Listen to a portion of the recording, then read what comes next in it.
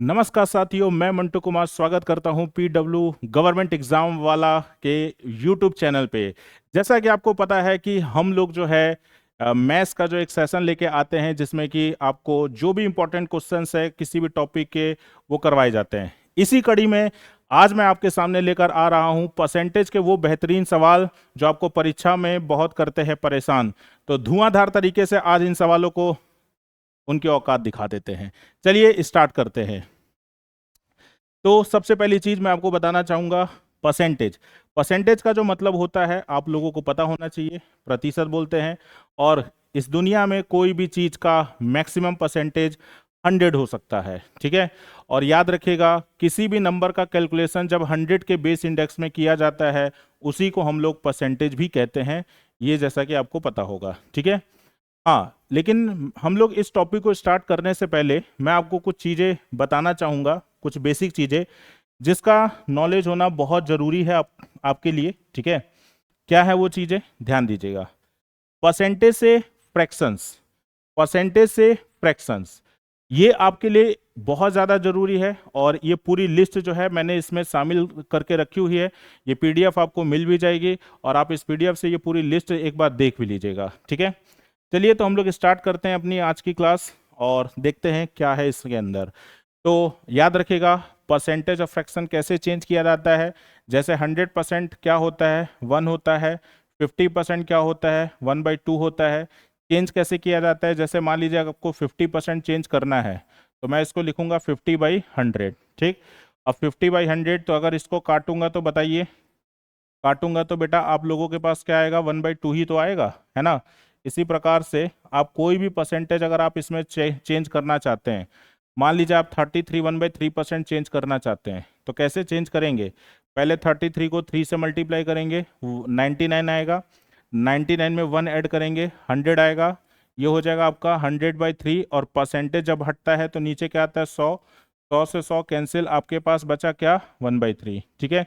तो ऐसे आप किसी भी परसेंटेज को फ्रैक्शन में चेंज करना चाहते हैं तो करना कुछ नहीं है, जो भी परसेंटेज दिया है उसके नीचे इस परसेंटेज की जगह नीचे 100 लगा दीजिए। ये आपका चेंज होके फ्रैक्शन में बदल जाएगा, ठीक है। इसकी देखिए एक अलग इंपॉर्टेंस होती है, फ्रैक्शंस आपके एग्जाम में काफ़ी यूज होते हैं, आपको इसको जरूर करना चाहिए। और ये पूरी लिस्ट जो है, वैसे तो ये देखिए बहुत बड़ी लिस्ट है ना, हम अपना समय इसमें व्यर्थ नहीं डालेंगे।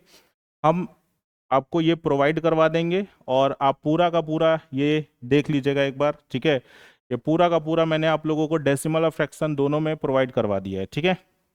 हम लोग शुरू करेंगे क्वेश्चन के साथ, ठीक। ये देखिए पूरी लिस्ट है, ये आपकी पूरी टोटल लिस्ट है, ठीक है। चलिए तो हम लोग सबसे पहले शुरू करते हैं एक बहुत ही आसान सवाल के साथ, जो कि आपके बोर्ड पे दिख भी रहा होगा, है ना। सवाल में देखिए लिखा है कि 15% of A plus B is equal to 25% of A minus B. आपसे पूछा है कि बताइए what percent of B is equal to A, यानी कि जो बी है, बी जो है, बी का कितना परसेंट ए होगा, बी का कितना परसेंट ए होगा, ठीक है।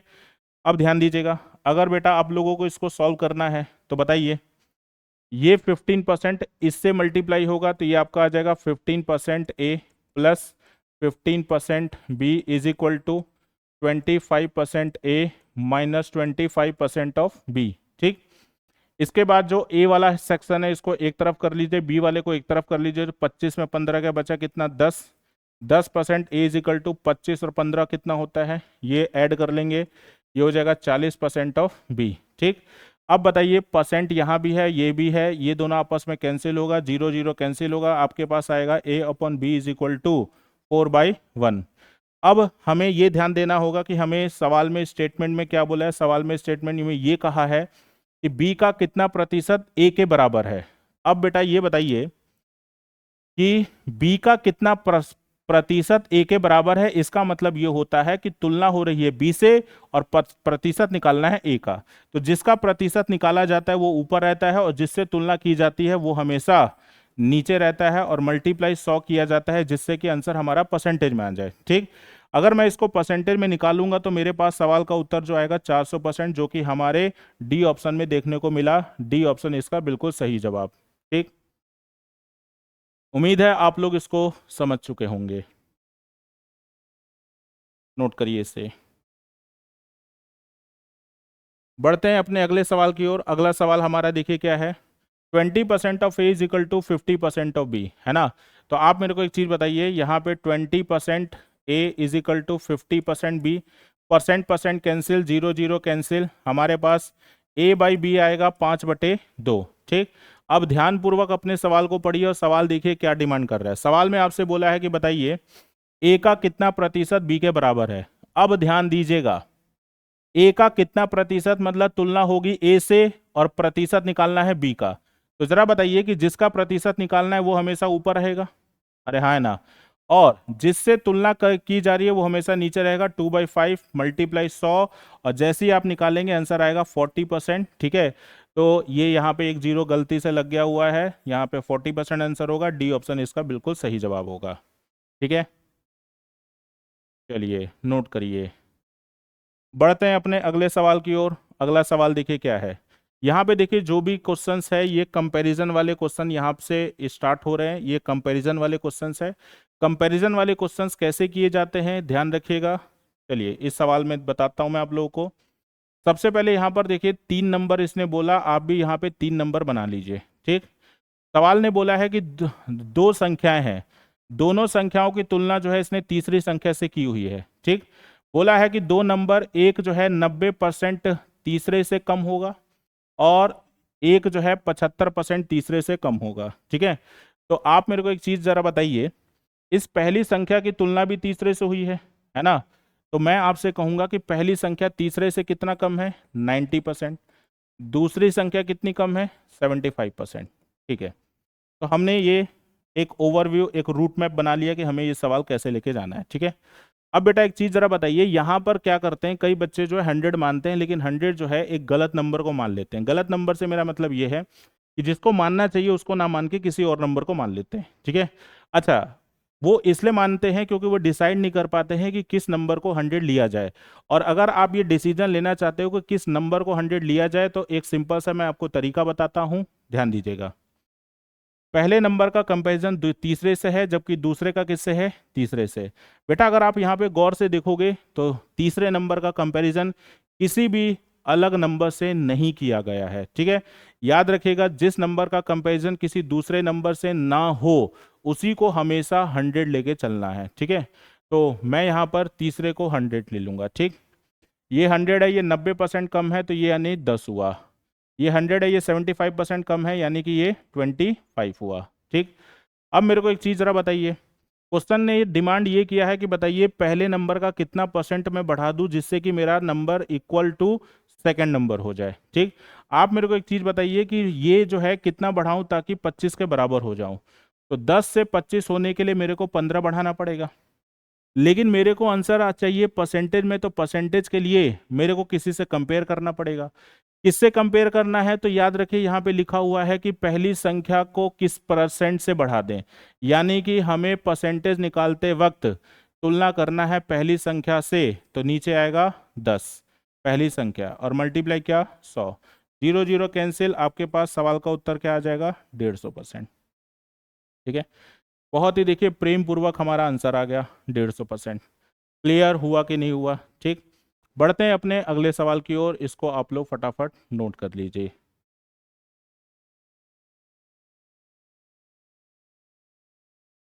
चलिए, तो ये रहा देखिए अगला सवाल, और ये भी देखिए कंपैरिजन है, और ये भी कंपैरिजन कितने में, तो आप देख सकते हो यहाँ पे 4 नंबर यानी 4 लोग मौजूद हैं, उनके बीच में कंपैरिजन है। ठीक है, कैसे इसको खत्म करेंगे ध्यान पूर्वक सुनिएगा। ए बी सी डी 4 लोग हैं। ठीक है, अब अगर आप बेटा ध्यान दे पा रहे हो तो सवाल में बोला है कि जो ए है आपका 25% ज्यादा है बी से, ए आपका 25% ज्यादा है बी से। ठीक, बी जो है 10% कम है सी से, बी जो है 10% कम है सी से, और जो सी है वो 25% ज्यादा है डी से। ठीक, तो यहां देखिए आसान है किसको माना जाए, और इस यहां पर मानने और मनाने की कोई जरूरत नहीं है। रीजन ये है क्योंकि यहाँ पे साफ अक्षरों में लिखा है कि जो डी है वो 320 नंबर लेकर आया है। और अगर मैंने कहा डी 320 नंबर लेकर आएगा और सवाल ने डिमांड किया है कि बताओ ए कितने नंबर लेकर आया, है ना, तो आप ये देख सकते हो हमने ये पूरा रूट मैप तैयार कर रखा है ना। और इस रूट मैप से हमें यही बेनिफिट मिलेगा कि अब हमें क्वेश्चन फिर से दोबारा पढ़ने की जरूरत नहीं है। ठीक, 320 का हम लोग 25% निकाल लेंगे। 25% आपको पता है 1/4 होता है। 1/4 320 का निकालोगे 80 आएगा। 80 ज्यादा करोगे तो ये 400 आएगा। ठीक, 400 से 10% कम है तो 400 का 10% 40 होता है। 40 कम करोगे 400 में तो 360 होगा। 360 से 25% ज्यादा यानी 1/4 ज्यादा, और 360 का 1/4 बेटा 90 होता है। और 90 अगर हमने इसमें बढ़ा दिया तो ये आपका आ जाएगा 450। और बताइए ए के जो मार्क्स होंगे वो कितने होंगे? 450। और हमसे यही पूछा भी गया था। आंसर हमारा कौन सा होगा? बी ऑप्शन हमारा सही जवाब होगा। क्लियर है कि नहीं है?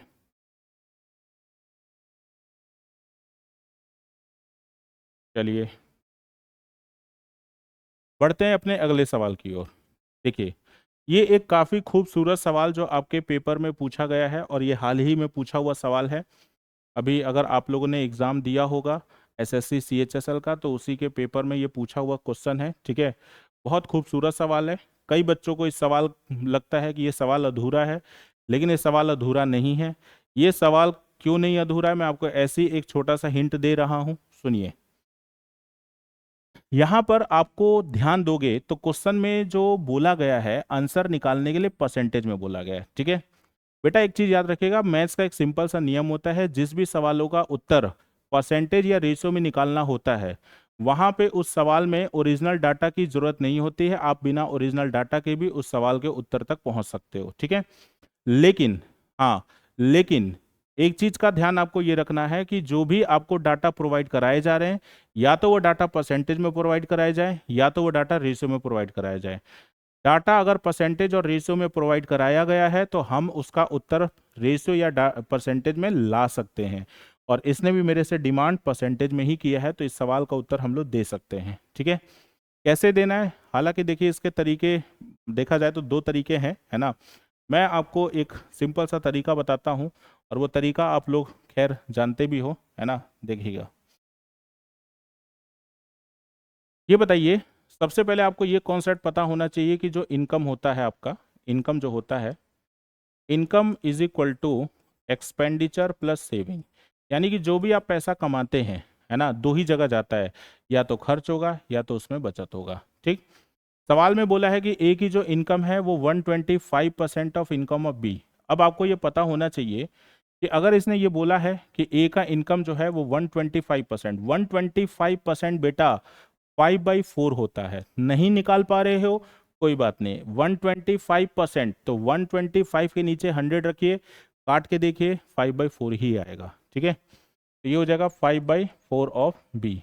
तो अगर मैं यहाँ से बेटा रेशियो निकालूंगा तो ए अपन बी इज इक्वल टू 5/4 आ जाएगा। ठीक, फिर बोला है, ये तो चलिए ए के इनकम के बारे में बात हो गई। ठीक है, ध्यान दीजिएगा, ए के इनकम के बारे में बात हो गई। तो यहाँ पर मैं ए और बी लिख देता हूँ, यहाँ पे मैं इनकम लिख देता हूँ। ठीक है, तो ए का जो इनकम का रेशियो है 5 है, बी का 4 है, तो यहाँ पे मैंने लिख दिया 5/4। ठीक, उसके बाद बारी है बी का जो सेविंग है वो 120% ऑफ द सेविंग ऑफ ए। अब बी का सेविंग की बात चल रही है, तो यहाँ पे मैं लिख दिया एक्सपेंडिचर को और यहाँ पे लिख दिया सेविंग को। ठीक है, तो आप मेरे को एक चीज़ ज़रा बताइए, बी का जो सेविंग होगा वो 120% जो कि 6/5 होता है, और किसका? ए का। तो आप बताइए, बी और ए का सेविंग का जो रेशियो होगा वो 6/5 होगा। तो बताइए, सेविंग का रेशियो 6/5 होगा, तो इसका मतलब ए का है 5 और बी का है 6। ठीक है, उसके बाद if the expenditure of B is 75% of expenditure of A, यानी कि बी का जो खर्चा है वो ए के खर्चे का मात्र 75% है।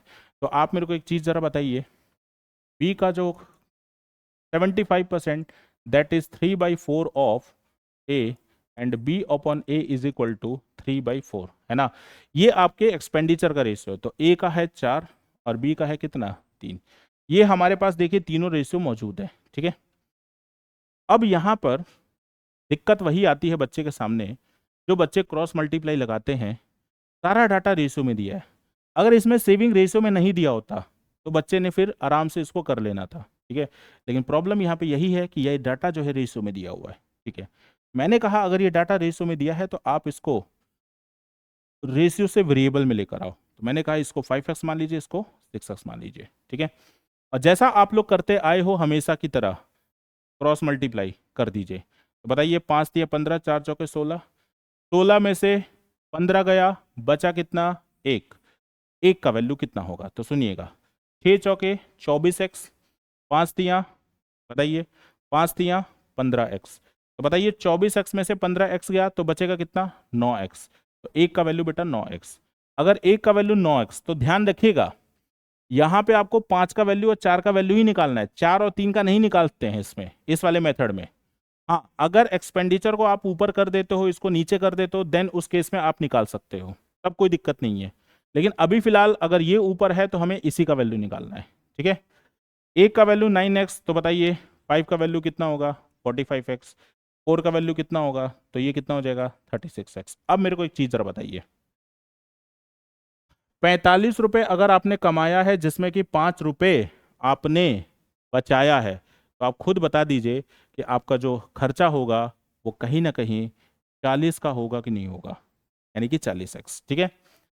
36 रुपये आपने कमाया है, 6 रुपये बचाया है, तो कहीं ना कहीं आपने 30 रुपये खर्चा किया है। अब हमारे पास हर एक चीज आ चुकी है, अब हम अपने सवाल के उत्तर की तरफ बढ़ने जा रहे हैं, ठीक है। और वो कैसे, ध्यान दीजिए। तो आप यहाँ पे बेटा देख सकते हो, सवाल ने हमसे डिमांड किया है कि बताओ बी का जो बचत होगा, है ना, बी का जो बचत होगा एज अ परसेंटेज ऑफ हर एक्सपेंडिचर, बी का बचत उसके खर्चे का कितना परसेंट होगा। तो बी का जो बचत है वो आप देख सकते हो कितने का है? 6x का है, 6x का है, और इसकी जो कंपैरिजन की गई है वो इसी के खर्चे से किया गया है, यानी कि 30x से। और मल्टीप्लाई क्या, यहाँ देखिए x से x कट गया जा रहा है, और 6 से कितने बार में? 5 बार में, और 100/5 सवाल का उत्तर आ जाएगा 20%, और 20% इसका शानदार जवाब हो जाएगा। उम्मीद है आप लोगों को ये क्वेश्चन समझ में आया होगा, नहीं आया होगा तो आप वीडियो को फिर से रिवाइंड करके जरूर देखिएगा एक बार, ठीक है। काफी प्यारा क्वेश्चन है ये, ठीक है, नोट करिए।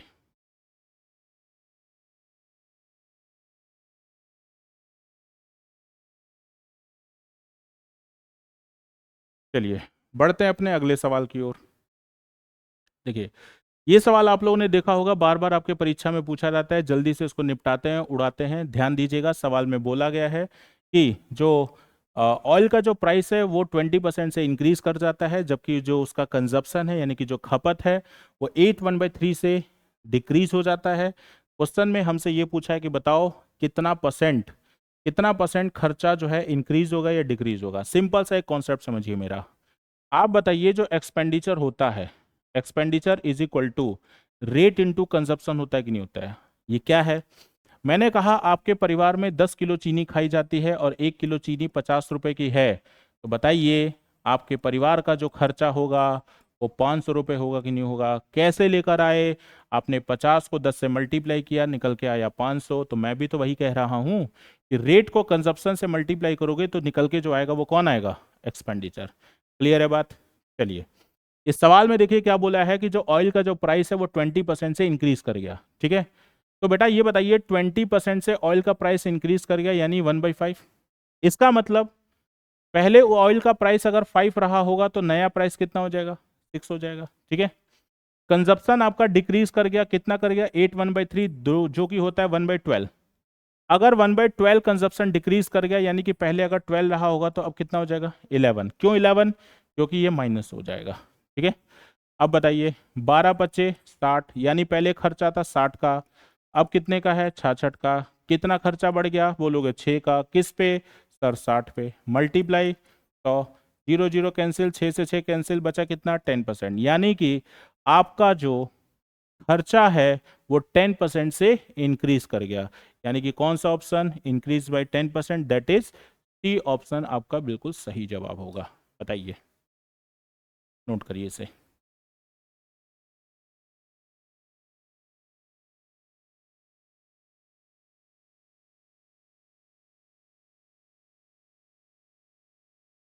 चलिए बढ़ते हैं अपने अगले सवाल की ओर। ये रहा अगला सवाल आपके स्क्रीन पे। देखिए सवाल में क्या कह रहा है।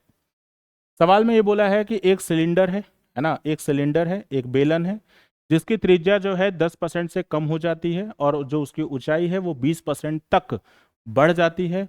सवाल में बोला कि इसके आयतन में कितने प्रतिशत की बढ़ोतरी या कितने प्रतिशत इसका आयतन घटेगा, ये हमको निकालना है सवाल के अंदर। ठीक है, तो अब मेरे को एक चीज जरा बताइए बस।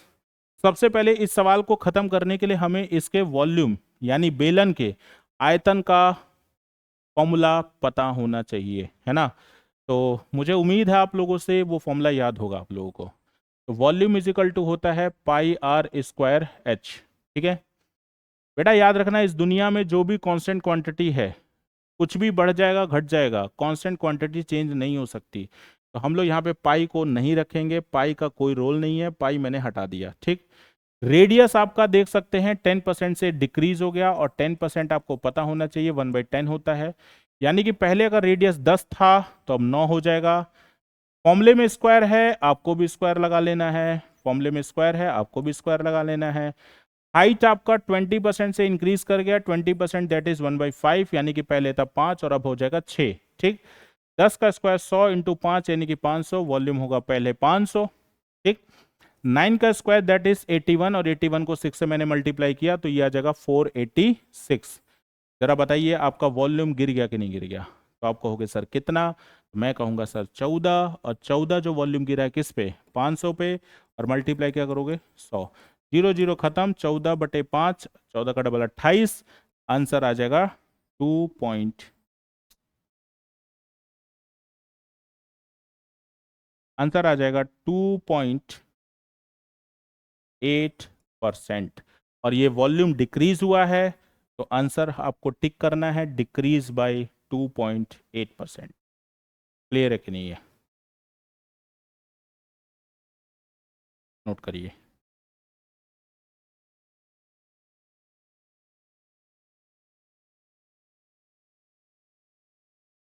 चलिए अब बढ़ते हैं अब अगले सवाल की ओर। देखिए यहाँ पर भी क्वेश्चन कुछ ऐसा ही है, आपको याद रखना है। इस क्वेश्चन में देखिए क्या बोला है कि जो पेट्रोल का जो प्राइस है वो 60 रुपये लीटर से 75 रुपये लीटर बढ़ जाता है।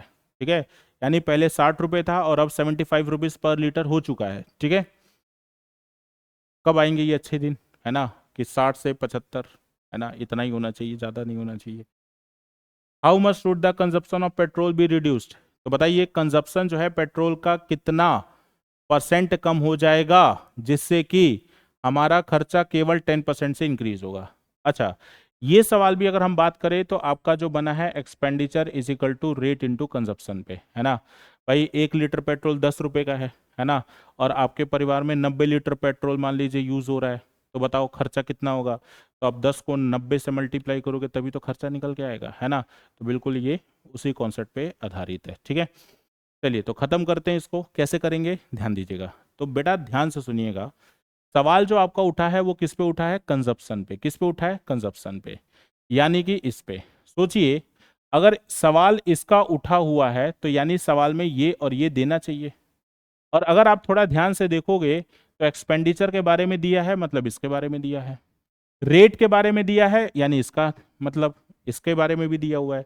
इसका मतलब ये हुआ कि जो आपका कंजप्शन होगा वो निकालने के लिए एक्सपेंडिचर को डिवाइड किससे करना पड़ेगा, रेट से। ठीक है, अब अगर हम बात करें एक्सपेंडिचर पुराना वाला और फिर नया वाला, जरा मेरे को एक चीज जरा बताइए कि जो आपका एक्सपेंडिचर है वो कितने परसेंट से बढ़ गया, 10%। 10% कितना होता है, 1/10। इसका मतलब पहले का जो एक्सपेंडिचर है अगर 10 रहा होगा तो नया एक्सपेंडिचर हो जाएगा 11। बोलो हाँ है ना। ठीक है, उसके बाद बात करते हैं पेट्रोल के प्राइस की। तो पहले था 60 और अब हो गया 75, तो इसका मतलब 15 से 4 बार में, 15 से 5 बार में, है ना। तो यानी कि पहले आपका जो प्राइस था वो 4 था और अब आपका प्राइस जो है वो 5 है। ठीक है, अगर आप बेटा कंजप्शन निकालना चाहते हो तो इसको करना पड़ेगा डिवाइड, और जैसे ही मैं डिवाइड करता हूँ 2 दूनी 4, 2 से 5, ये क्रॉस मल्टीप्लाई होके बना देगा 25, और ये क्रॉस मल्टीप्लाई होके बना देगा 22। जरा बताइए कंजप्शन 25 से 22 अगर हो रहा है, इसका मतलब आपका कंजप्शन गिर गया कितने से, कहोगे 3 से। 3 किस पे गिरा, 25 पे, मल्टीप्लाई तो 25 से 4, 4 तियाँ 12%। 12% जो है आपका कंजप्शन जो है गिराना पड़ेगा जब पेट्रोल का प्राइस 60 से 75 हो जाएगा, और आपका खर्चा जिससे केवल केवल 10% बढ़ेगा। ठीक है, नोट करिए।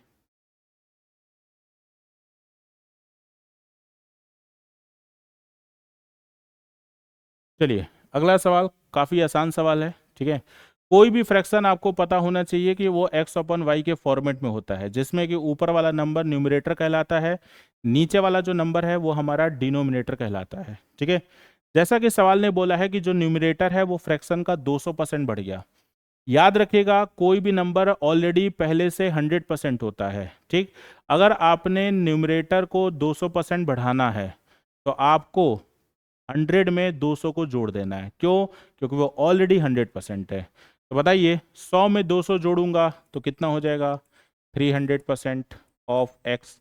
और ऐसे ही जब 350 में जोड़ दूंगा तो ये हो जाएगा 450% ऑफ वाई। और इतना बढ़ने के बाद आपका जो फ्रैक्शन है वो 5/12 हो जाता है, ठीक है। परसेंट परसेंट कैंसिल, 0 0 कैंसिल, तो आपके पास बचा 30x/45y is equal to that is 5/12। 15 से 2 बार में, 15 से 3 बार में, 3 से 4 बार में x अपॉन वाई आपके पास आ जा रहा है 5/8। यही हमारा ओरिजिनल फ्रैक्शन होगा, यानी कि हमारा बी ऑप्शन बिल्कुल सही जवाब होगा। नोट करिए।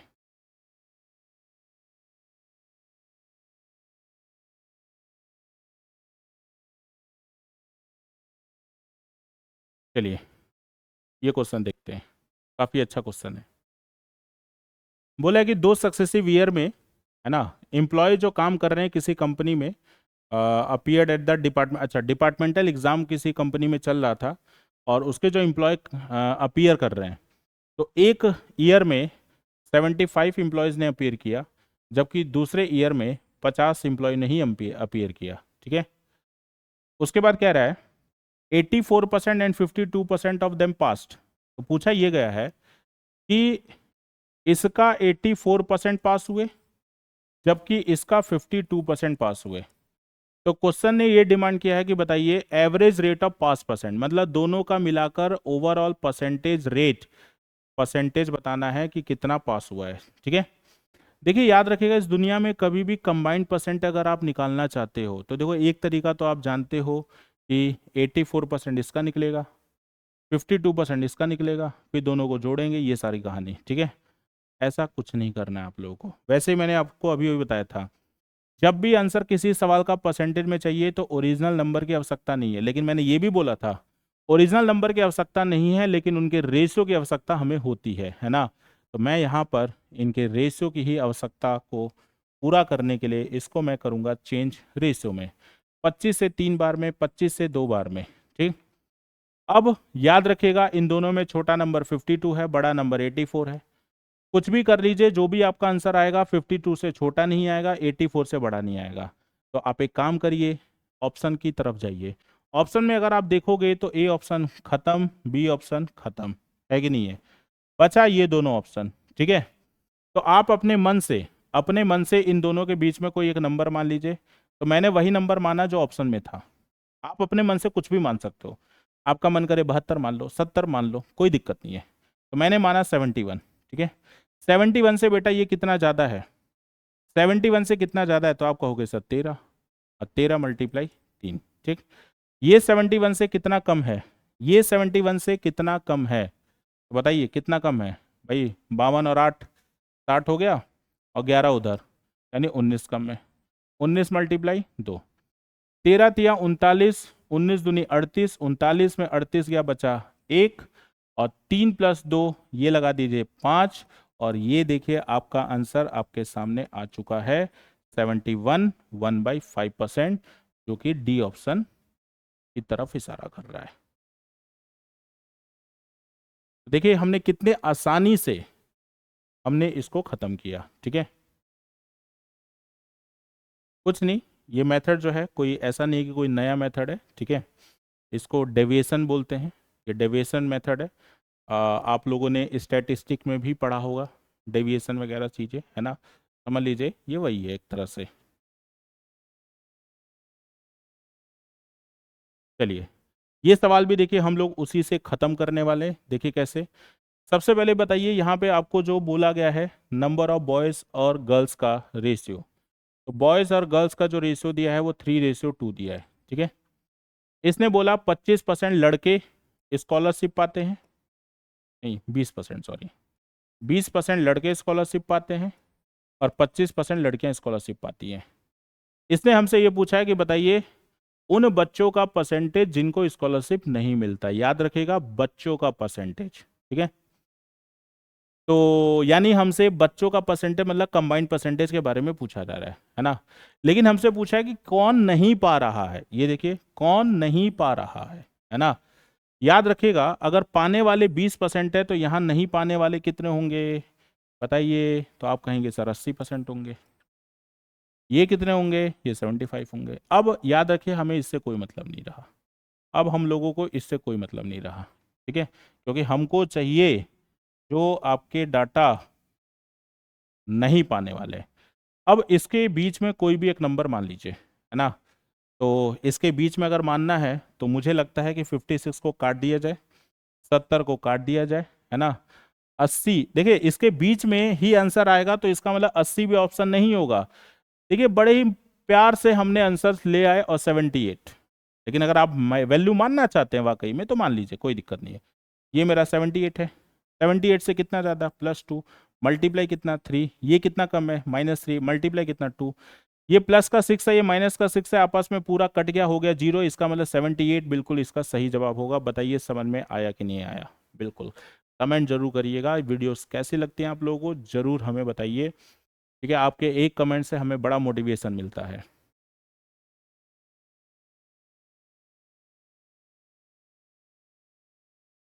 बढ़ते हैं अगले सवाल की ओर। चलिए देखिए इसमें क्या कह रहा है। फिर मैं आपको याद दिलाता हूं। अगर आप देखेंगे तो इस सवाल का जो आंसर चाहिए परसेंटेज में चाहिए, और आप यहाँ पे देख सकते हो कि यहाँ पे डाटा हमें दिया है ओरिजिनल वाले, है ना। सवाल ने बोला है कि एक आदमी ने 9,000 रुपये खर्च किए हैं और टोटल उसकी इनकम जो है 13,500 रुपये की थी, ठीक है।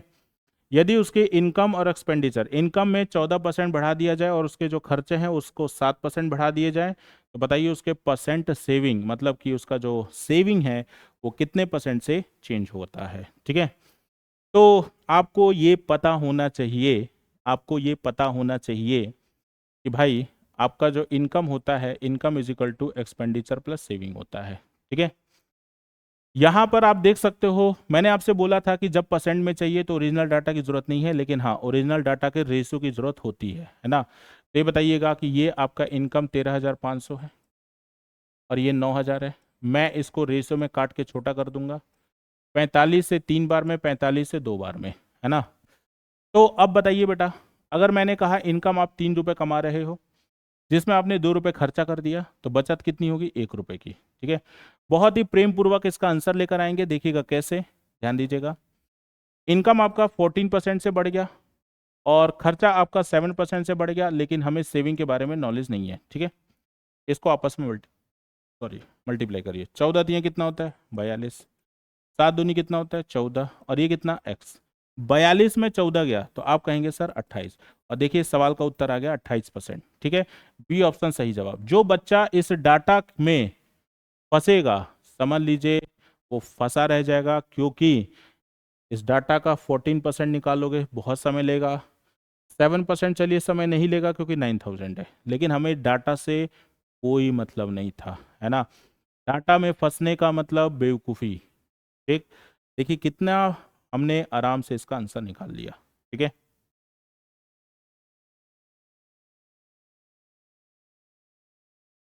चलिए बढ़ते हैं अगले सवाल की ओर। बहुत ही खूबसूरत सवाल आपके सामने आ रहा है। ये तरबूज वाला सवाल आपको करता होगा बार बार, मचाता होगा आपके पेपर में बवाल। कैसे करेंगे इसका हल? देखिए ध्यान से। सवाल में बोला है कि एक तरबूज है जिसमें कि 90% पानी है, ठीक है। कुछ समय के बाद उसमें केवल और केवल 12% शेष पानी रह जाता है ना। यदि उसका वजन अब यानी सूखने के बाद 50 किलो का रह गया है, तो बताइए उसका ओरिजिनल वेट कितना होगा, यानी कि पहले जब हम लोग लेकर आए थे तब उसका वजन क्या रहा होगा, है ना। ध्यान दीजिएगा। सबसे पहले मैं आपको इस क्वेश्चन को समझाने के लिए मैं तरबूज बनाऊंगा, ठीक है। ये बताइए जब आप तरबूज लेकर आते हो, ताज़ा होगा, उसमें आपका फ्रूट और उसमें आपका वाटर दोनों कंटेंट होंगे। वाटर इसने बोला है 90% है, तो जाहिर सी बात है 10% क्या होगा? फ्रूटी पार्ट होगा। फ्रूटी मतलब उसका जो गुदा वाला पार्ट, वो वाला पार्ट हुआ 10%, ठीक है। और जब आप इसको लेकर आए थे तो इसका वजन नहीं पता, वही निकालना है, हमने माना x किलो। ठीक, सोचिए अगर आपने इसको नहीं खाया तो ये कुछ समय के बाद सिकुड़ के कुछ ऐसा हो जाएगा। ठीक है, अब बताइए जो अब आपका वाटर है कितना है, 12%। तो बताइए फ्रूटी पार्ट कितना हुआ, 88%। अरे हाँ है ना। अच्छा आप खुद सोचिएगा, ये सूखने के बाद क्या इसमें जो पल्पी वाला जो पार्ट है, यानी जो इसका गुदा वाला भाग है, क्या वो बढ़ गया? बिल्कुल नहीं। ठीक है, इसका वजन कम होने की वजह से, और इसका वजन कम हुआ क्यों बता सकते हैं आप? इसका वजन कम होने का एक ही कारण था, इसमें जो पानी था वो सूख के भाप बन के उड़ के चला गया, और भाप बन के पानी उड़ के जाने की वजह से इसका ओवरऑल वजन घट गया। और ओवरऑल वजन घट गया, लेकिन जो उसका पल्पी पार्ट है वो कांस्टेंट रहा। पल्पी पार्ट कांस्टेंट रहा, ओवरऑल घट गया, और बेस वैल्यू घटने से परसेंटेज बढ़ जाता है। ठीक है, इसलिए देखिए परसेंटेज बढ़ गया।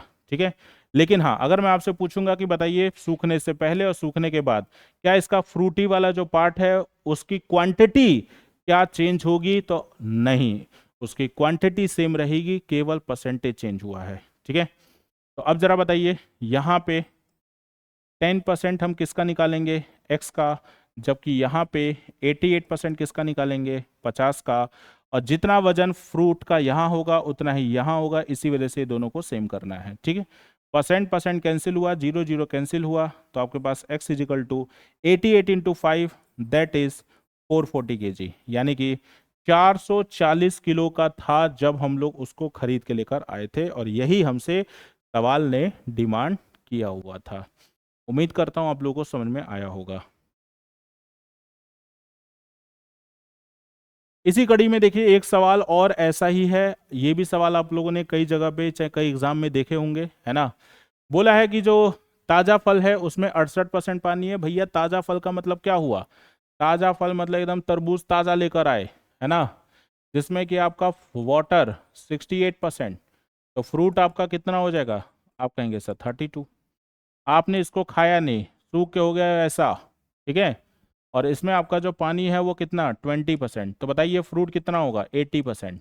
ठीक, फिर बोला है how many KG of dry fruit, मतलब बताइए ये कितना हमने पाया यदि जब हम इसको लेकर आए थे तो वो ताजे में 75 किलो का था। तो वही है जो सवाल आपने पीछे किया है उसी का जस्ट उल्टा है, उसमें ये दिया था ये पूछा था, इसमें ये दिया है वो पूछा है। ठीक है, तो मैंने आपसे बोला था ऐसे सवालों में फ्रूट वाला जो पार्ट है वो नहीं बदलेगा, उसकी क्वांटिटीज ऑलवेज कांस्टेंट। ठीक, तो बताइए यहाँ पे फ्रूट का जो क्वांटिटी होगा वो 32%, 32% किसका, 75 का।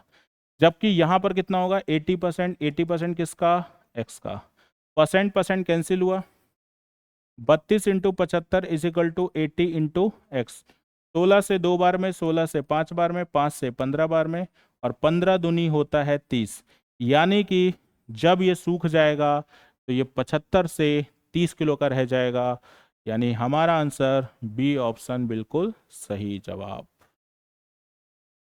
बताइए, उम्मीद है आप लोगों को समझ में आया होगा।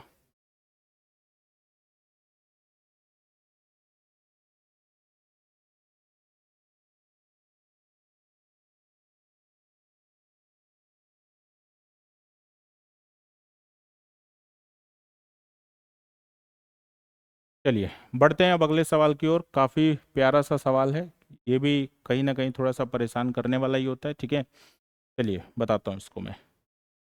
बोला है कि एक आदमी है जो जिसकी इनकम जो है 1200 रुपये से बढ़ जाती है, लेकिन उसी समय पे जो टैक्स का जो रेट है जो वो पेड कर रहा था, जो कि पहले 12% था लेकिन अब घट के 10% रह चुका है। ठीक है, लेकिन सोचिए टैक्स का रेट घटा उसके बावजूद भी उसको जो है टैक्स उतना ही जमा करना पड़ रहा था जितना कि पहले जमा करना पड़ रहा था।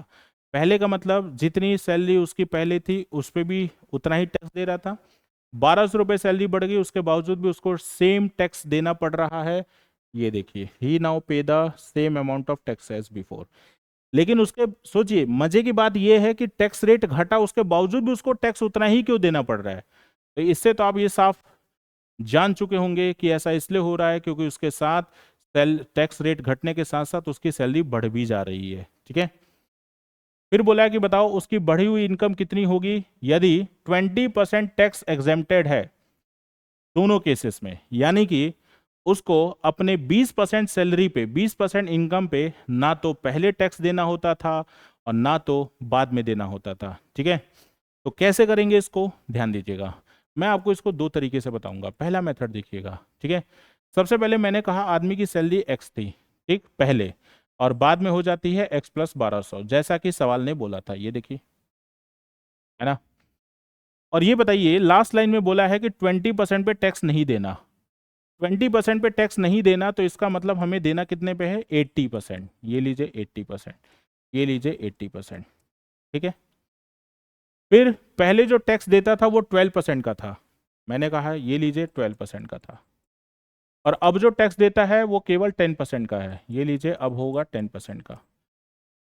तो जितना टैक्स पहले देता था आज भी उतना ही दे रहा है। ये देखिए, he now pay the same amount of taxes before, यानी कि दोनों टैक्स की जो वैल्यू है वो दोनों सेम रहेगी। क्या ये पॉइंट क्लियर हुआ कि नहीं हुआ? ठीक है, ये और ये बेटा आप लोगों का कटा, 100 कट गया, 2 से 6 बार में, 2 से 5 बार में, ये आ जाएगा आपका 6x is equal to 5x, 12×5 = 60, यानी कि 6000। x का वैल्यू 6000।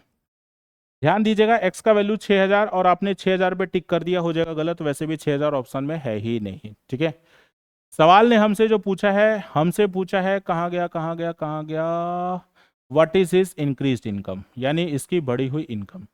बढ़ी हुई इनकम का मतलब 6000 इसकी ओरिजिनल थी, तो बढ़ी हुई कितनी हो जाएगी, x प्लस 1200, यानी कितनी हो जाएगी, 7200। तो इस सवाल का जो सही जवाब होगा वो 7200 होगा। क्या ये मेरी बात समझ में आएगी नहीं? ठीक है, ये तो हो गया आपका पहला मेथड। चलते हैं इसके दूसरे मेथड पे। दूसरा मेथड ध्यान दीजिए क्या कह रहा है, दूसरा मेथड कैसे, सुनना। दूसरे मेथड में लेकिन बस आपको एक चीज का ध्यान रखना है, अगर ये दोनों केसेस में टैक्स फ्री वाला जो चीज बोला गया है, अगर ये दोनों केसेस में सेम है तो लगा सकते हो आप ना। मेरी बात समझिएगा, अगर मैं टैक्स का रेट जैसे जैसे बढ़ाता हूं, जैसे जैसे मैंने आपका टैक्स का रेट बढ़ाया, उसी के साथ साथ बताइए आपका जो इनकम है, यानी आपकी जेब में जो पैसा है वो कम होते जाएगा। टैक्स रेट बढ़ा, पैसा कम, टैक्स रेट घटा, पैसा ज़्यादा। अगर आप इस चीज़ को समझ पा रहे होगे तो मैं आपसे ये कहूँगा कि जो आपका इनकम आ रहा है और जो टैक्स आ रहा है, ये दोनों के दोनों आपस में एक दूसरे के साथ व्युत्क्रमानुपाती हैं, यानी इनवर्स रिलेशन को रखते हैं, है ना। तो क्यों ना हम लोग टैक्स का और इनकम का रेशियो देख लेते हैं। तो टैक्स का जो रेशियो था वो 12 से हो गया था 10, यानी कि ये हो जाएगा 6 से 5। और इनकम का रेशियो निकालने के लिए क्या करना है, बस उल्टा कर देना है, यानी कि 5 से 6। ये पहले की इनकम है, ये नई इनकम है, और पहले की इनकम और नई इनकम में अंतर 1200 का। क्यों? क्योंकि इसने बोला था इनकम 1200 बढ़ गई। एक का वैल्यू 1200, तो बताइए नई इनकम 6 का वैल्यू कितना हो जाएगा, 7200। ये देखिए आपका आंसर आ चुका है 7200। ठीक है, तो हमें ये सब करने की आवश्यकता नहीं होगी, आप इससे बड़े ही प्रेम पूर्वक अपने आंसर तक पहुंच सकते हो। ठीक है, उम्मीद है आप लोगों को समझ में चीजें आ रही होंगी। ठीक है,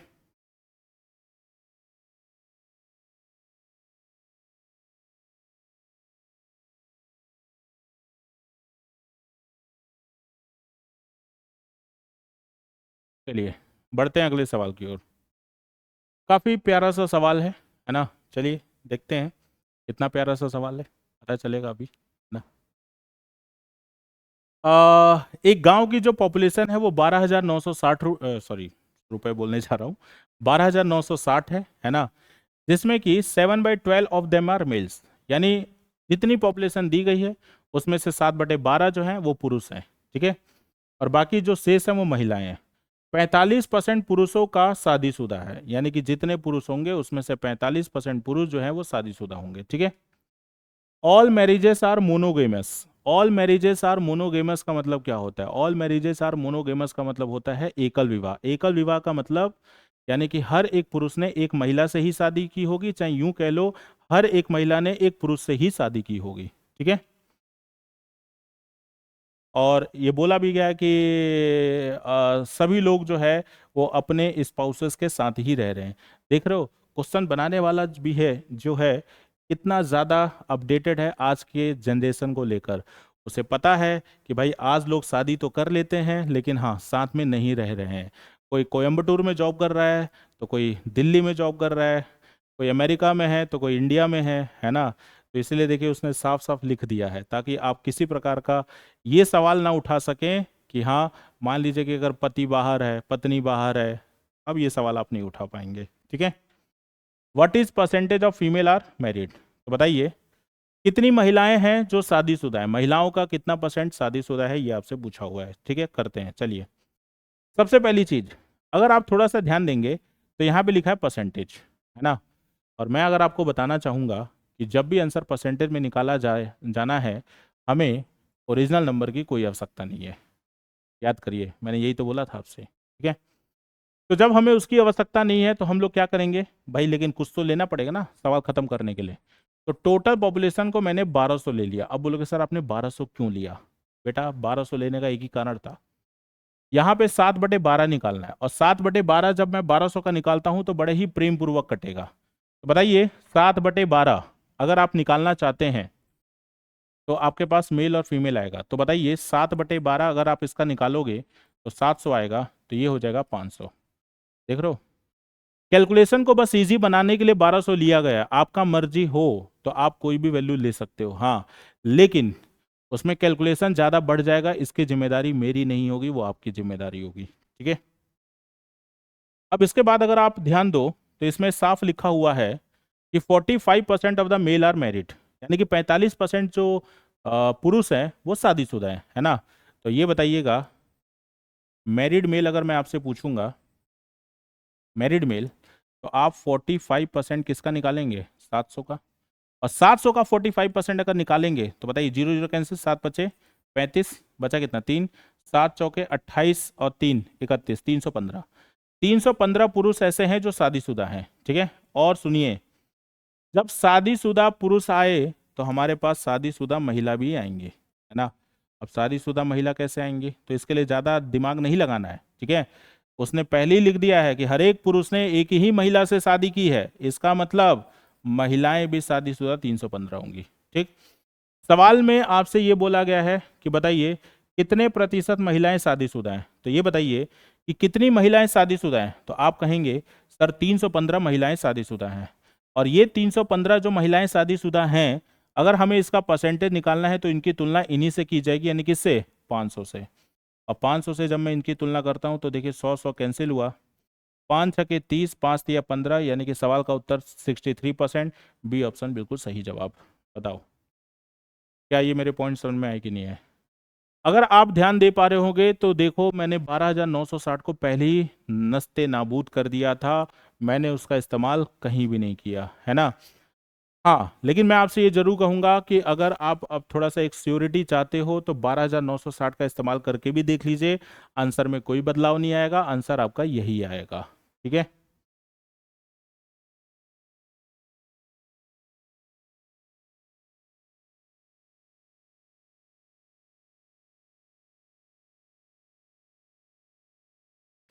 चलिए एक खूबसूरत सा सवाल ये भी है ना। देखिए आपके सीडीएस के 2017 के परीक्षा में पूछा हुआ सवाल है।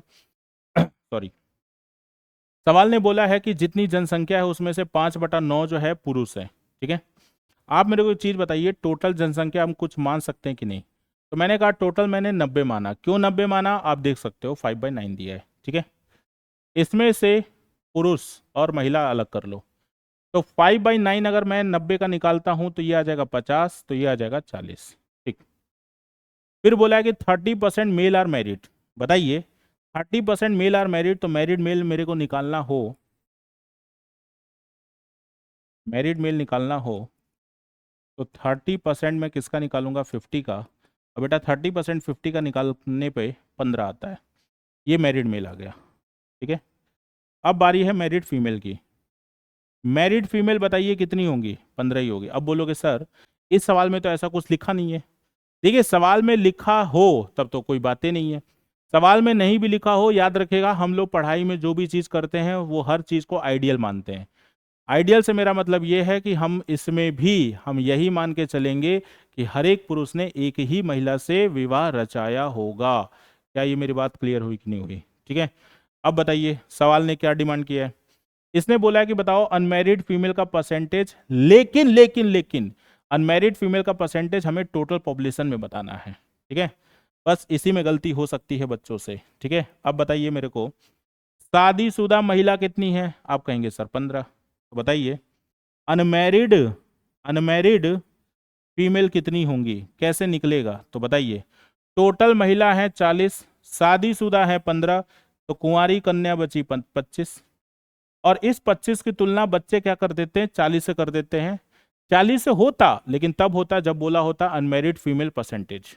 लेकिन इसने बोल रखा है साफ साफ कि फीमेल का परसेंटेज निकालो, लेकिन किस में से निकालो? टोटल पॉपुलेशन में से। तो यानी 25 के नीचे कौन आएगा? 90 आएगा। और मल्टीप्लाई क्या? 100। ये आ गया 250/9, ठीक है।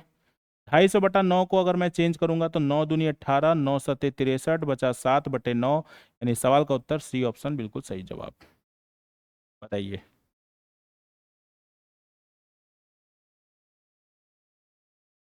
उम्मीद है चीजें क्लियर हो रही होंगी। बढ़ते हैं अपने अगले सवाल की ओर। बहुत ही खूबसूरत और बहुत ही कॉन्सेप्चुअल भरा सवाल है ये, ठीक है। चलिए देखिए क्या कह रहा है सवाल। 60% ऑफ द स्टूडेंट, एक क्लास में जितने भी बच्चे हैं उसमें से 60% बच्चे जो हैं लड़के हैं, बाकी जो शेष बच गई वो लड़कियां हैं, ठीक है, जो परीक्षा में बैठी हुई हैं।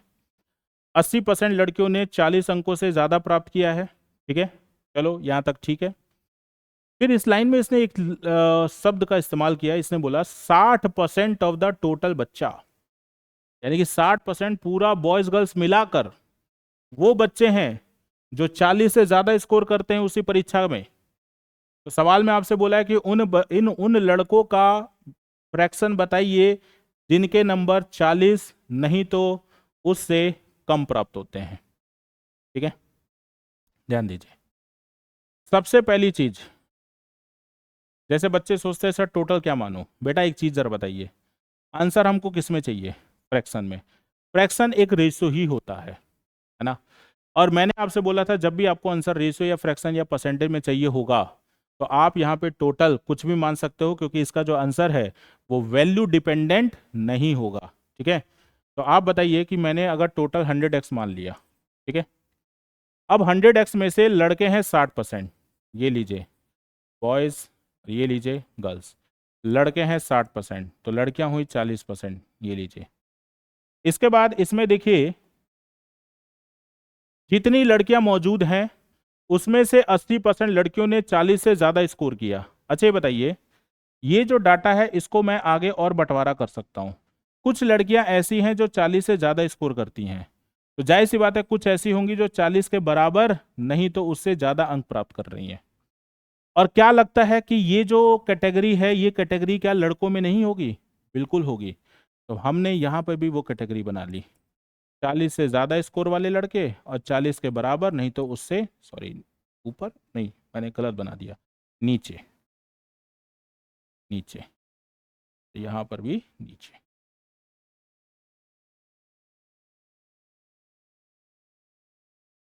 ठीक है, अब जरा बताइए मेरे को, 40 से ज्यादा स्कोर करने वाली लड़कियां कितना परसेंट है? 80%। 80% 40 का अगर आप निकालते हैं तो कितना आएगा? 32 आएगा। ये 32 आया, ये 40 है तो ये कितना हुआ? 8 हुआ। ये कितना हुआ? 8 हुआ।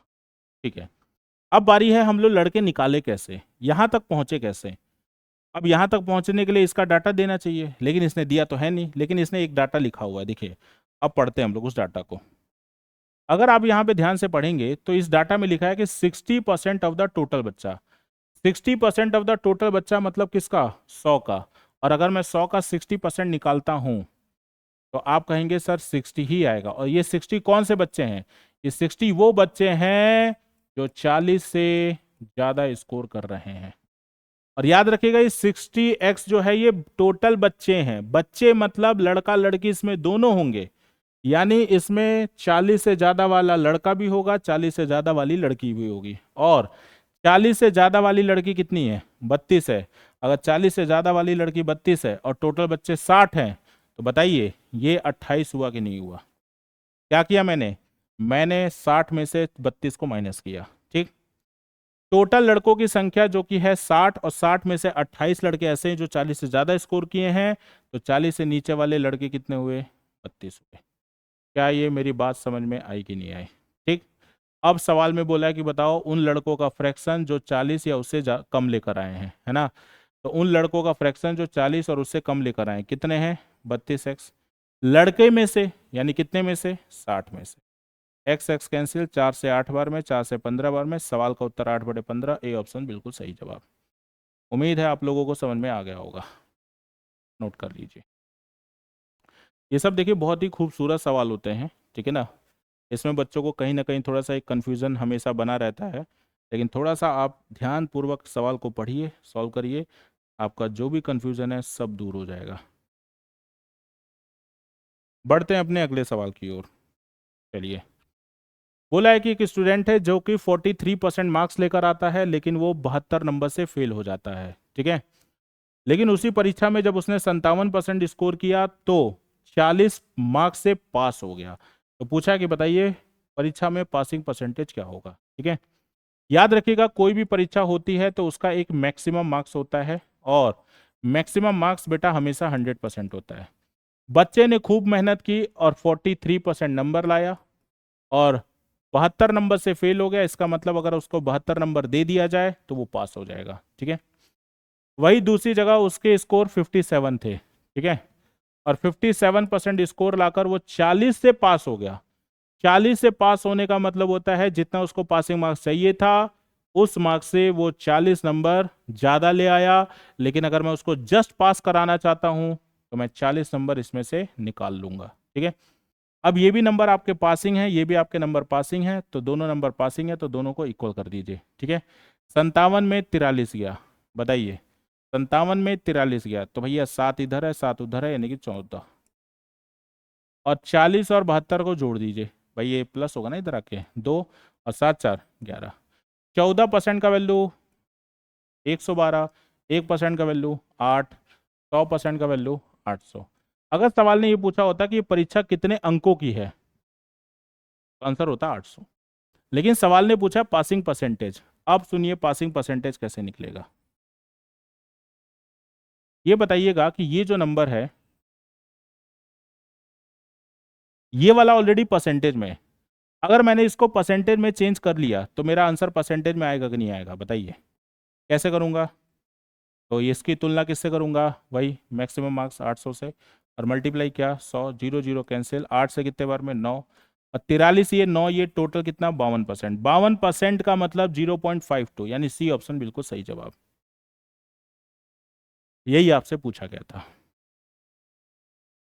नोट करिए।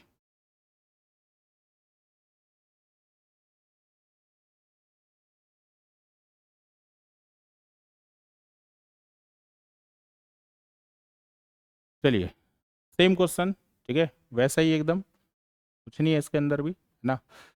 गीता ने 30% स्कोर किया, 50 नंबर से फेल हो गई। देखिए फिर से करते हैं। मैक्सिमम मार्क्स आप जानते ही हैं 100% होता है। गीता ने स्कोर किया कितना? 30%, और फेल हो जाती है कितने से? 50 से। ये लीजिए 50 जोड़ दिया। और जबकि संदीप ने 45% स्कोर किया और वो 25% ज़्यादा लेकर आया, यानी 25% उसको माइनस करना पड़ेगा। दोनों पासिंग के बराबर हो गए। लो, ठीक है। अब बताइए 45 में 30 गया, बचा 15। 50 25 होता है 75। 15% 75 होगा तो 1% 15 पचे 75, 1% 5 होगा तो बताइए 100% कितना हुआ? 500। 100% कितना हुआ? 500। सवाल ने पूछा है how many marks did Vimal get if score 64% marks. Vimal के नंबर कितने होंगे अगर वो 64% नंबर प्राप्त करे? तो बताइए 64% नंबर प्राप्त करे तो 64% किसका निकाल लेंगे? मैक्सिमम मार्क्स यानी 500 का। खत्म खत्म, 64 पचे कितना होता है? 32, यानी कि 320 नंबर वो प्राप्त किया होगा जब उसके 64% नंबर आए होंगे। हाँ या ना?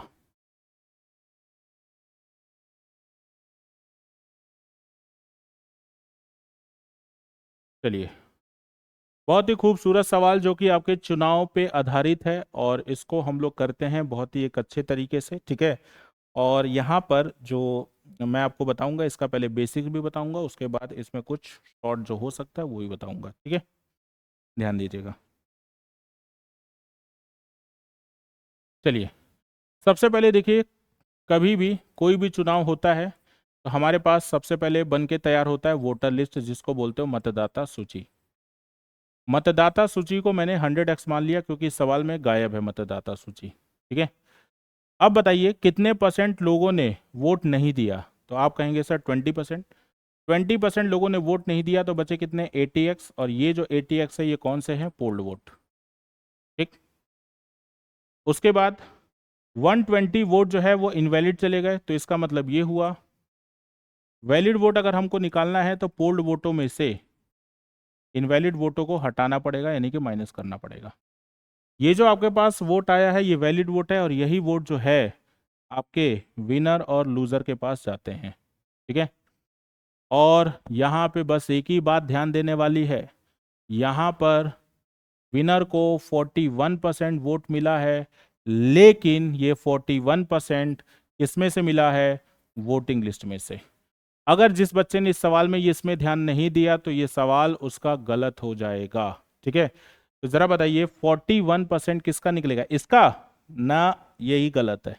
41% वोटिंग लिस्ट का, यानी 100 का। ठीक है, अगर मैं लूजर का वोट निकालना चाहता हूं, एक चीज याद रखिएगा, ये परसेंटेज 41 उसमें से निकाला गया है, लेकिन जो विनर को वोट दिया गया है वो इसी में से दिया गया है। इसीलिए लूजर का वोट निकालने के लिए हमको इसमें से इसको माइनस करना पड़ेगा, यानी कि 80x माइनस 41। 80 में 41 गया 39, और माइनस का 120। और सवाल में साफ अक्षरों में लिखा है कि जो विनर आपका जीता है लूजर से, वो 200 वोटों से जीता है। ठीक है, तो विनर के वोट यहां रखिए, लूजर के वोट ये रहे, और बराबर कितना, 200। 41 में 39 गया, बचा 2x। ये प्लस 120 उधर जाएगा तो ये हो जाएगा 80। x का वैल्यू आएगा 40। 40 को उठाकर यहाँ रख दीजिए, और 100 इंटू 40 आपको पता है क्या होता है, 4000 होता है। 4000 इस सवाल का उत्तर होगा, बी ऑप्शन।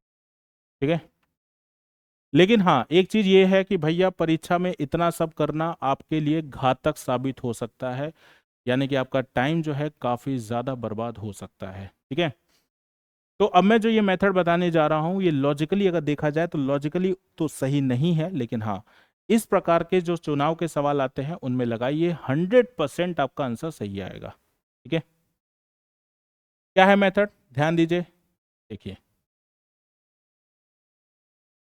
वोटर लिस्ट को 100x माना, बिल्कुल सही किया। 20% वोट नहीं दिए, 80 बच गए, बहुत सही, ये पोल्ड वोट हो गए आपके। ठीक है, ये जो 120 इनवैलिड है इसी की वजह से सारा गड़बड़ है। एक काम करिए, 120 को अभी इग्नोर कर दीजिए। जैसे ही आप इसको इग्नोर कर देते हैं इसका मतलब इनवैलिड है ही नहीं, और इनवैलिड ना होने का मतलब ये होता है जितने वोट डाले गए सारे के सारे वैलिड हो गए। ठीक, यही वोट किसके पास जाता है, विनर और लूजर के पास। विनर भैया कितना ले गए, 41%। 41% किसका, 100 का, कितना होता है 41। तो बताओ 80 में 41 गया, बचा कितना, 39। विनर कितने से जीता, 2x से। कितने से जीता, 2x से। और यही 2x 200 दिया हुआ है, लेकिन लेकिन लेकिन रुक जाइए रुक जाइए, गाड़ी पे ब्रेक लगाइए। जो हमने 120 वहां पे इग्नोर किया था उस 120 को अब यहाँ पे लाके माइनस कर दीजिए। ठीक है, तो 200 में से 120 गया, 80 बचा। 2x का वैल्यू अगर 80 हुआ तो x का वैल्यू 40 हुआ, x का वैल्यू 40 हुआ तो 100x का वैल्यू 4000 हुआ, और ये देखिए सवाल का उत्तर आ गया।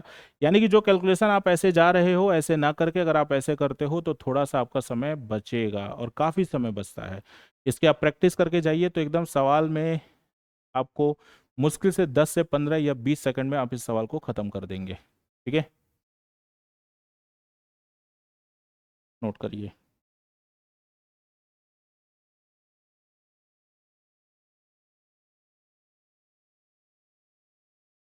चलिए बढ़ते हैं अगले अगले सवाल की ओर।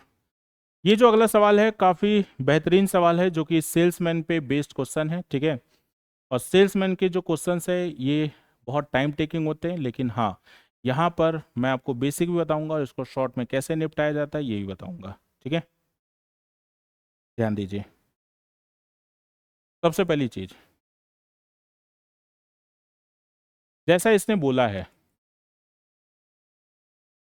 कि जैसे मान लीजिए कोई कंपनी है, अपने सेल्समैन को बोलती है 12% कमीशन देगी, है ना, जितना भी टोटल सेल करेगा, 2 रुपए का करेगा तो भी, 2 लाख का करेगा तो भी, है ना, यानी कि टोटल सेल पे उसको 12% कमीशन मिलना है। ठीक।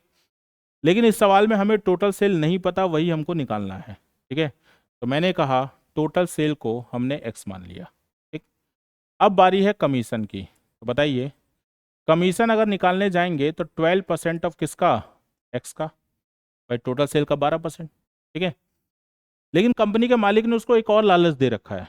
लालच ये दे रखा है कि अगर आप, सेल्समैन से बोला, अगर आप 15,000 से ज्यादा का सेल करते हो तो आपको 1% का बोनस भी दिया जाएगा। यानी कि इसका मतलब समझिए, जैसे मान लीजिए कि सेल्समैन ने, मान लीजिए कि 50,000 का, मान लीजिए 50,000 का उसने सेल किया। अब सोचिए 50,000 का अगर सेल किया तो वो जो बोनस पे एलिजिबल होगा वो केवल और केवल 35,000 रुपये, क्योंकि 15,000 50 में से माइनस हो जाएगा, बचेगा जो 35, बोनस उसको 35,000 रुपये मिलेगा। उम्मीद करता हूं आप लोग ये चीज समझ गए, है ना। तो जो उसका बोनस है, बोनस 1% होगा, लेकिन 1% किसका, जितना सेल होगा उसमें से 15,000 को करना पड़ेगा माइनस। ठीक। तो इसकी जो अर्निंग होगी वो कैसे, वो मिलेगी कमीशन प्लस बोनस से। अर्निंग इसमें आपको दिया है 7,650, कमीशन यहाँ पे दिया हुआ है 12/100x, और बोनस मल्टीप्लाई कर दीजिए 1/100x, और माइनस ये आएगा 150 रुपया, 150 रुपया। ठीक है, ये 150 रुपया को इधर ले जाके जोड़ दीजिए तो ये हो जाएगा 7,800, बराबर में 12 और 1 13, तो 13/100x। अगर मैं 13 से इसको काटूंगा तो x का वैल्यू देखिए 60,000 आंसर आ जाएगा, जो कि आपका बी ऑप्शन मौजूद है। ठीक है, लेकिन ये चीज एग्जामिनेशन पॉइंट ऑफ व्यू से आपके लिए घातक साबित हो सकती है। रीजन, क्योंकि ये आपका समय खा रहा है। ठीक है, अगर हम बात करें कि हम इस सवाल को और कैसे जल्दी निपटा सकते हैं, ध्यान दीजिएगा। मान लीजिए यहां 0 का सेल है, यहां टोटल का सेल है, और ये है 15,000 का सेल। कंपनी का मालिक कह रहा है कि मैं तुमको पूरा 12% पे दूंगा सेल का, और बोनस दूंगा 15 से ऊपर पे। तो मैंने कंपनी के मालिक को इस कैलकुलेशन को आसान बनाने के लिए मैंने उसको ये समझाया कि आप एक काम करिए, आप अपने सेल्समैन को 13% दे दीजिए, है ना। कंपनी के मालिक ने मेरे से ये कहा कि अगर मैं 13% उसको देता हूं तो इसमें तो उसका फायदा है। फिर मैंने उसको समझाते हुए ये कहा कि उसका फायदा जो होगा वो सिर्फ और सिर्फ, आप एक चीज जरा बताइए, टोटल पे तो 12% आप दे ही रहे हैं, और यहाँ पे आप 1% और दे ही रहे हैं, इसका मतलब आप 15,000 से ऊपर तक पे उसको 13% तो दे ही रहे हैं। आप जो उसको 13% नहीं दे रहे हैं वो सिर्फ और सिर्फ आप 15,000 तक पे नहीं दे रहे हैं, है ना। तो उसको जो 1% का जो बेनिफिट मिलेगा वो 15,000 पे ही मिलेगा, है ना। तो यहाँ पर 1% का जो बेनिफिट मिलेगा 15,000 पे, और वो बेनिफिट होगा 150 रुपये का। यानी कि जो 150 रुपया जो फायदा मिला, ये किसको मिला, सेल्समैन को।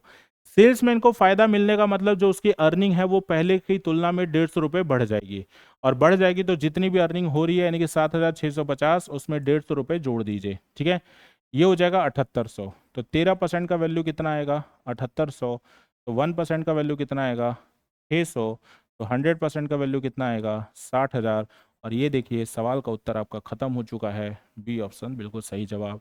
बहुत ही प्रेम पूर्वक आंसर आ जाएगा आपका। ठीक है, नोट करिए।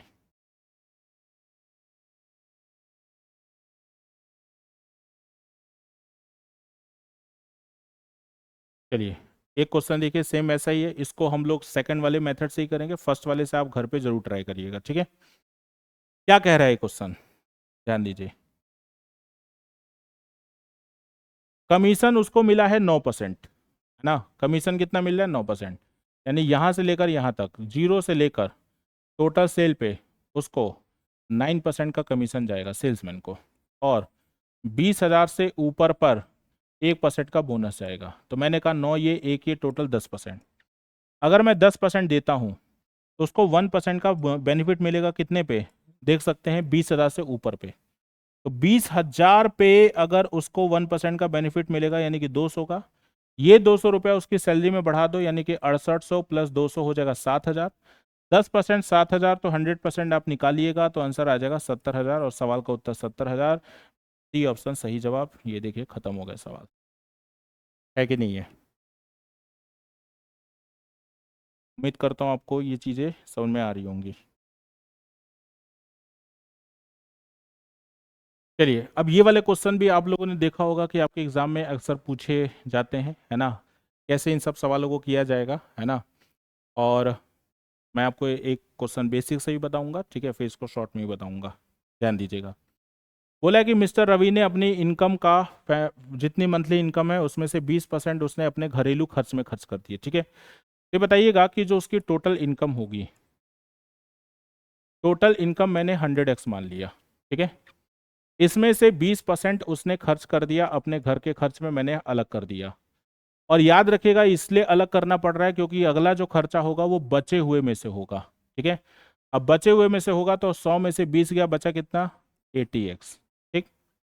और इस 80x में से अब सारे खर्चे हो रहे हैं, तो ये बताइएगा कि इस 80x में से सबसे पहला खर्चा कितना था, 25%, ठीक है। तो 25% में 80x का अगर निकालता हूं तो मेरे पास आ जाएगा 20x, है ना। और याद रखिएगा इसके बाद उसने बचे हुए में से नहीं किया है, सारे खर्चे जो हैं ये बचे हुए के बाद, देखो इसके बाद बचा हुआ इस्तेमाल नहीं किया है, इसके बाद सीधा कॉमा लगा के लिख दिया है। इसका मतलब ये होता है कि ये जो भी अब खर्चा हो रहा है ये सारा का सारा खर्चा अब 80 में से ही हो रहा है। तो बताइए अगला खर्चा कितना है, 15%। 15% 80 का क्या होता है, 12। फिर अगला खर्चा कितना है, फिर से 15%। 15% 80 का फिर कितना होगा, 12। और फिर अगला खर्चा कितना है, 10%। तो 10% बताइए 80 का कितना होगा, 8x, ठीक है। तो इतने प्रकार के उसने खर्च कर लिया और इतने खर्चे होने के बाद उसके पास बचा ये। तो मैं देखता हूं कि ये जो 9800 बचा है ये एक्चुअल में है कितना। तो बताइए 12 और 8 20, 20 40 और 12 52, 80 में 52 गया, बचा कितना, 28। और यही जो 28 खर्चा बचा है यही आपका 9800 बचा है, ठीक है। तो x का वैल्यू कितना होगा, 98, 9800 डिवाइड बाई 28। 14 से 2, 14 से 14 से 7 बार में और डबल 0, तो ये आ जाएगा 350। और 350 को जैसे ही मैं यहाँ लगाता हूँ सवाल का उत्तर आ जाता है 35,000, यानी कि रवि की इनकम 35,000 रुपए की थी, ठीक। ये आपका हो गया बेसिक से। अगर आप इसको जल्दी करना चाहते हैं तो कैसे करेंगे, ध्यान दीजिए, ठीक है। टोटल उसकी मान लीजिए एक्स है, टोटल इनकम कितनी है, एक्स है, ठीक है। सबसे पहला खर्चा कितना किया, 20%। 20% होता है 1/5, अगर 1/5 खर्चा करते हैं तो बचता है 4/5। डन, ठीक है। इसके बाद ये बताइए 25 15 15 10 ये सारे खर्चे जब एक साथ हो रहे हैं, बीच में रिमेनिंग फिर दोबारा कहीं नहीं आया, तो सबको एक साथ कर लीजिए। 25 15 15 10, तो 25 15 40, 15 55 और 10 65, 65% खर्चा करवा दीजिए तो बचेगा 35 बटे में 100। और यही जो बचा है 9800 है, ठीक है। 5 से 7 बार में, ठीक। 7 से 1400 बार में, 4 से 350 बार में, 350 इंटू 100, सवाल का उत्तर 35,000। ये लीजिए आंसर आ गया आपका, बताइए, है ना। एकदम आसान तरीका जिससे कि आप अपने आंसर तक एकदम तुरंत पहुंच जा रहे हो। चलिए अगला सवाल, ये सवाल बताइए आप करेंगे, छोड़ दूं आपके लिए होमवर्क दे दूं। चलिए मैं आपके लिए होमवर्क दे रहा हूँ, ये आप लोग करिएगा इसका, सेम वैसे ही करना है जैसे मैंने आपको बताया। चलिए ये सवाल करते हैं। ये सवाल अक्सर जो है आप लोगों ने देखा होगा आपकी परीक्षाओं में आते रहते हैं, ठीक है। तो कैसे करना करना है आप लोगों को ये मैं आपको बता रहा हूँ, ठीक है। ये सवाल वेन डायग्राम से होते हैं। थोड़ा सा मैं आपको वेन डायग्राम का कॉन्सेप्ट बता दूं। पहला तरीका, जैसे ये मैंने एक गोला बनाया, एक गोला ये बनाया, ठीक है। अब अगर ये मैथ है और यहाँ पे इंग्लिश है, अब यहाँ पे शब्दों पे बड़ा फोकस करना होता है। एक शब्द लिखा जाएगा, मान लीजिए मैथ्स, और एक शब्द लिखा जाएगा ओनली मैथ्स। तो याद रखिएगा, मैथ में आपका ओनली मैथ भी आता है प्लस बोथ भी आता है, लेकिन ओनली मैथ में केवल और केवल मैथ वाला ही होगा। अगर मैं इस गोले में जाऊं, तो अगर सवाल बोलता है मैथ, तो मैथ का मतलब होता है ये जो हिस्सा आप देख पा रहे हो, ये हिस्सा, तो बेटा ये हिस्सा आपका है ओनली मैथ का, और ये जो कॉमन वाला जो हिस्सा है, ये हिस्सा है आपका बोथ का। तो ओनली मैथ और बोथ मिलाकर ही मैथ बनता है। क्या ये मेरी बात समझ में आई कि नहीं आई? ठीक है, तो बस इस बात का ध्यान रखिएगा, और बाकी इस सवाल में कोई गलती नहीं होती है। ठीक है, तो 35% बच्चे फेल हो रहे हैं मैथ में। देखिए, इसने ओनली मैथ नहीं लिखा है, इसने लिखा है मैथ में। तो अगर मैथ लिखा है तो इसका मतलब इसको बाहर लिखना, जिससे तुम्हें याद रहे कि 35% ये पूरा गोला है। ठीक, 25% अंग्रेजी में, इसको यहाँ लिखना, जिससे तुम्हें याद रहे कि ये पूरा गोला है। और 10% दोनों में, तो इसको हमेशा बीच में लिखना। आप बताइए, सवाल ने पूछा है कि बताइए कितने परसेंट बच्चे ऐसे हैं जो दोनों विषय में पास हैं। दोनों विषय में वही बच्चा पास हो सकता है जो किसी भी एक विषय में या एक से ज्यादा विषय में फेल ना हो। तो जो बच्चा एक या एक से ज्यादा विषय में फेल है, मैं उसको कर दूंगा बाहर। मेरे पास आ जाएंगे वो बच्चे जो दोनों विषय में पास होंगे। ठीक है, तो अब जरा मेरे को बताइए, 35 में से 10 गया, बचा कितना? 25। ये 25% कौन है? केवल मैथ में फेल वाले। ये 15% कौन है? ये केवल अंग्रेजी में फेल वाले। याद रखो, बच्चों की टोटल संख्या हमेशा 100 होती है। 100 में से अगर मैंने केवल मैथ में फेल वाले, और ये अंग्रेजी में फेल वाले, और ये दोनों में फेल वाले, यानी हर एक प्रकार के फेल वालों को माइनस अगर कर दिया तो बचेगा कितना? 50%।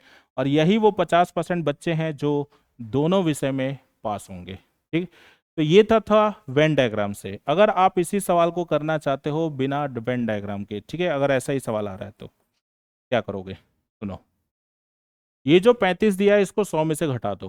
100 में 35 गया, आप कहोगे सर 65 होगा। 100 में से 25 गया, आप कहोगे सर 75 होगा। और 100 में से 10 गया, कहोगे 90 होगा।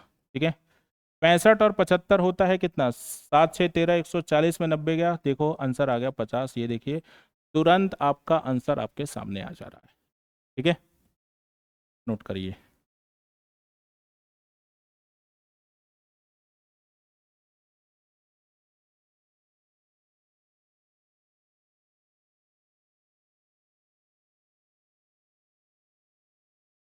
चलिए, एक ये प्यारा सा सवाल, ये भी आपके परीक्षा में काफी देखने को मिलता है, ये भी सेम वैसे ही करेंगे।